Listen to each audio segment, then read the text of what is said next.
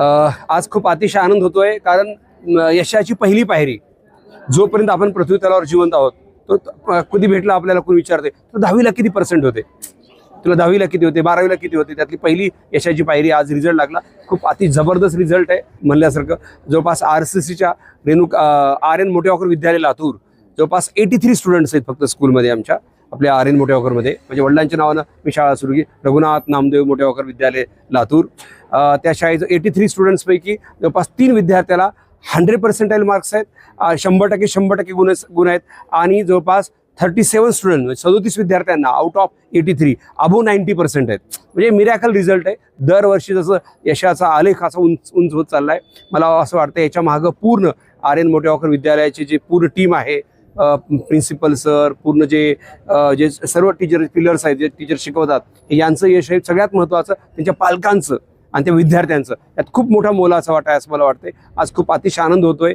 तसेच आपलं Renuka public school Renapur इथले जवळपास 6 विद्यार्थी ज्यांना अबोव 90%च्या वर रेणापूर तालुक्यात ज्यांनी पहिला येण्याचा मान मिळवला आहे.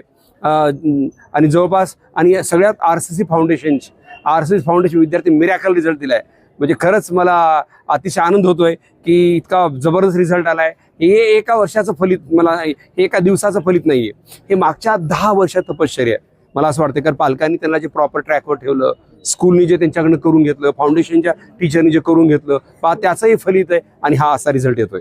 ठीक आहे सर. तर जे टॉपर विद्यार्थी आलेले 3 तर त्यांची नावं आम्हाला या ठिकाणी समजली. मला म्हणजे खूप छान वाटतंय की पहिला जो विद्यार्थी आलाय तो देशमुख सर्वेश्वर, याला 100% आले. RN मोटेवाकरचा विद्यार्थी आहे. पण कंकाळ हा विद्यार्थी पण 100% मार्क आहे, तोही RN मोटेवाकर विद्यालयाचा विद्यार्थी आहे. आणि तसेच कुलकर्णी वेणू, ज्या मुलीने इतिहास रचला, तिलाही 100% मार्क्स आहेत. असे 3 विद्यार्थी 100% आहेत. आणि फाउंडेशनचा दातीर तन्मय या विद्यार्थ्याला 100% मार्क आहेत. ठीक आहे सर. तर आता आम्ही पाहतोय फ्रेममध्ये बरेचसे विद्यार्थी इथं आपल्या वतीने त्यांचा सत्कार करण्यात आला. सगळे यशस्वी विद्यार्थी आहेत. काय सल्ला देऊ इच्छिता यांना आणि त्यांच्या पालकांना? मला असं वाटतं की लातूर पॅटर्न आपण भाग्य समजलं पाहिजे सगळ्यांनी. बघा, महाराष्ट्र एका साईडला आहे, असे 2 महाराष्ट्र एक झाले तर लातूर रिझल्ट देऊ शकत नाहीत. इतका जबरदस्त 10वीचा रिझल्ट आपल्याकडं. आता हेच असं यशाची परंपरा विद्यार्थ्यांनी पुढे टिकून ठेवावी, या यशाला हुरळून न जाता. कारण जेव्हा कुठे सत्कार होतो, जेव्हा कुठं आपला अभिनंदन केलं जाते, ती आपण त्याच्यावर आपण म्हणजे त्याला हुरळून न जाता ते यश पचवता आलं पाहिजे. मी विद्यार्थ्यांना एवढंच आवाहन करतो आपल्या माध्यमातून की आपण हे आता 10ची पहिलं पाऊल आपण जिंकलात. आपल्या पालकांच्या आता कुठेही गेलात तर तुमचे पालक असं ताट मानेने फिरतील, वेणूची आई आली, म्हणजे दातीर च्या आई पप्पा आले. म्हणजे असं आहे की आता 10वीला त्याला एवढे 100% मार्क्स आहेत. तर मला असं सगळ्या टॉपर्स विद्यार्थ्यांनी तर इथून पुढे सुद्धा आपण 12वीला असंच यश मिळवावं, हुरळून जाऊन. फक्त मी विद्यार्थ्यांना सांगतोय, ह्या 1 मे पासून पुढचे 1 मे चांगलं सांभाळा. कारण पुढच्या 1 मे पर्यंत जवळपास 60-70% सिलेबस संपतो, म्हणजे 11th आणि 12thचा. स्वतःला सांभाळा एवढं मी आवाहन करतो. आणि ज्यांना आता समजा काही विद्यार्थी 99चे आहेत, 98चे आहेत, मला वाटतं जे विद्यार्थी अबोव 90चे आहेत हे सेम पर्सेंटाईलचे मार्क्स विद्यार्थी आहेत. कारण कुठेतरी लिहिण्याच्या पद्धतीमुळं किंवा पेपर जे चेक करत असतात, कारण डिफरंट टीचर चेक करत असतात, कधी कधी त्या मार्क स्कीममुळे पण मार्क कमी येत असतात. त्यांनी पण ज्याला थोडे बहुत कमी आले असेल अपेक्षेपेक्षा, त्यांनी परत आणखी स्वतःला दाखवतो 12वीला असं म्हणलं पाहिजे. तो उत्साह, तो जोश अंगात यावं हीच त्यांना इच्छा व्यक्त करतो. मला एकच विद्यार्थ्यांना सांगू इच्छिते, मग पप्पाच थोडं कमी ऐका, माफ करा, पण आईचं खूप ऐका यार. कारण ज्या घरात आईचं ऐकतात ना त्याला अपयश नाहीच. लक्षात, मी सांगत नाही की आईन्स्टाईन ज्या ब्रेनचं मोजमाप करताना त्यांनी सांगत होते ते. बघा, आईन्स्टाईनने काय सांगितले की ज्या गोष्टी कुणालाच कळते आईला कळतात. त्यांचं असं म्हणणं आहे की ज्यावेळेस आपण आईच्या पाया पडत असतो तर आईचं आपलं डोकं आईच्या पायावर टेकवलं पाहिजे, आईला मिठी मारली पाहिजे, आईचा हात डोक्यावर फिरून घेतला पाहिजे. आईचा हात जर डोक्यावर किती डोकं दुखत असेल तरी आपल्याला फ्रेश वाटायला लागतंय. पण आजकाल विद्यार्थी कुठेतरी ह्या मोबाईलच्या दुनियेमुळं मोबाईलमध्ये गुंतून राहायला लागलेत. तर मी विद्यार्थ्यांना एवढं आवाहन करतो की थोडं आपल्या आईवडिलांचं खूप ऐका. आईवडिलांचे कष्ट हीच खूप मोठी प्रेरणा आहे. आपली परिस्थिती याच्यासारखी मोठी प्रेरणा कोणतीच नाहीये. शेवटचा प्रश्न या माध्यमातून असा आहे की आता RCC पॅटर्न आणि लातूर पॅटर्नकडे महाराष्ट्रभरातले विद्यार्थी पालक त्याला फॉलो करत असतात. बरेचसे विद्यार्थी असे की त्यांना ॲव्हरेज मार्क पडले. अशा सुद्धा विद्यार्थ्यांना तुमचा काय सल्ला राहील? किंवा खूप चांगला प्रश्न आहे. मी आता म्हणलं सगळं तुम्हाला मी असे विद्यार्थ्यांना दाखवतो, असे हजारो शेकडा हजार विद्यार्थ्यांना दाखवतो मी असे की ज्यांना 10वीला 70% मार्क आहेत, 65 आहेत, 72 आहेत, 75 आहेत. पण त्यांनी नीटमध्ये JEE मिरॅकल रिझल्ट दिलाय. मागच्याच वर्षी एका मुलाला 64% होते, तर त्याला नीटमध्ये 569 मार्क होते. मग मला सांगा फक्त तुम्ही किती, मी काय सांगतोय, मी काय होतो आता, ठीक आहे, आता ह्यांनी एक यश मिळवलं, त्याच्यापेक्षा सुद्धा मी पुढे काय आहे, मी काय पुढे करून दाखवतो, याला खूप महत्त्व दिलं पाहिजे. आणि त्या विद्यार्थ्यांनी मी ठीक आहे, मी 12वीला कमी, मला 10वीला मला कमी पडले, माझं आता 12वीला मी करून दाखवतो. की जिद्द, उमेद, तो आत्मविश्वास फक्त कमी होऊ देऊ नका. नक्कीच मार्क्स काय पडतील, पण कॉन्फिडन्स फक्त कमी होऊ देऊ नका. आणि स्वतःला फक्त पॉझिटिव्ह ठेवा, चांगले फ्रेंड सर्कल करा, कारण ज्याचे मित्रसंग चांगली आहे तेच विद्यार्थी घडत आहे. माझ्यासोबत आमचे परमश्री मित्र जे आपल्या लातूरचं भूषण आहे, डॉक्टर विवेक सौताडेकर सर, जो हा माणूस आपला इतिहास तज्ज्ञ म्हणतो आपण, ज्या माणसानं लातूरच्या एका इलेक्ट्रॉन, प्रोटॉन, न्यूट्रॉनचा जो माणूस अभ्यास करतोय, लातूर पॅटर्न काय आहे त्यांचा. मी एकदा सरांची चर्चा करताना असा विषय निघालता की लातूर पॅटर्न आत्ताच हुशार नाहीये, म्हणजे 13व्या शतकात सुद्धा आपल्याकडे इथं खूप हुशार त्यावेळेस शिलालेख सापडले, सर सांगत होते.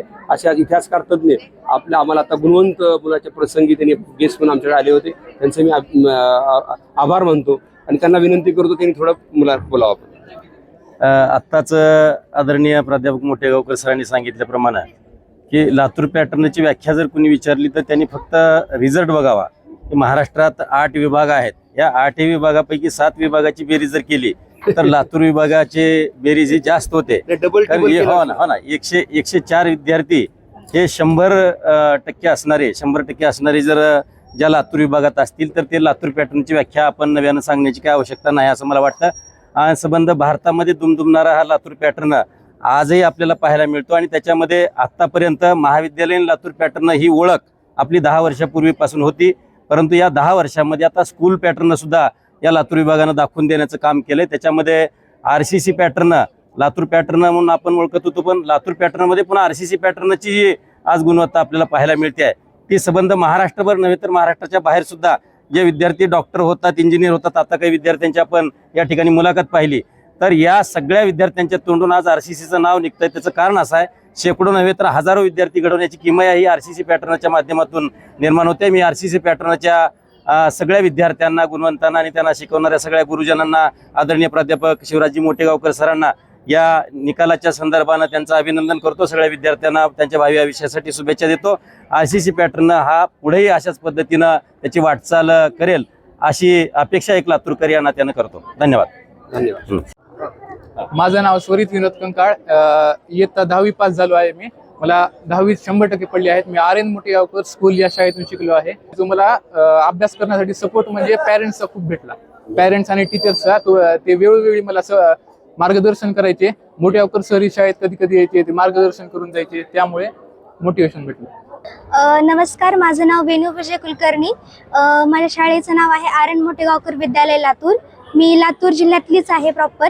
आणि मला 10वी SSC बोर्डमध्ये 100% पडलेले आहेत. जर मला ह्याचं जर श्रेय द्यायचं असेल तर ते माझ्या आईला आहे आणि माझ्या मोठ्या 2 बहिणींना आहे. त्यांनी केलेल्या सपोर्टमुळे मी आज इथे थांबलेली आहे. आणि तिने मला दिलेला जो सपोर्ट आहे आणि जे मला गायडन्स होता त्याच्यामुळे मी आज इथं आहे. त्याचबरोबर माझ्या शाळेचे म्हणजे RN मोठेगावकर शाळेचे जे शिक्षक होते, ज्यांनी गायडन्स दिलेला आहे, टेस्ट सिरीज घेतलेल्या आहेत खूप साऱ्या, त्याच्यामुळे जे फायदा झालेला आहे मला, त्यामुळे आज हे यश मी संपादन करू शकले आहे. त्याचबरोबर आमचे ऑनरेबल मोठेगावकर सर यांचा सुद्धा गायडन्समुळे आज मी इथं थांबलेली आहे. धन्यवाद. मी याचं श्रेय माझ्या आई वडिलांना, शिक्षकांना आणि मोठेगावकर सरांना देईन. शिक्षकांनी जे शिकवलं ते दररोज घरी येऊन एकदा रिवाईज करायचं आणि पेपरच्या 2 दिवसाआधी एकदा रिवाईज करायचं. ते एकदम क्लिअर होऊन जातं.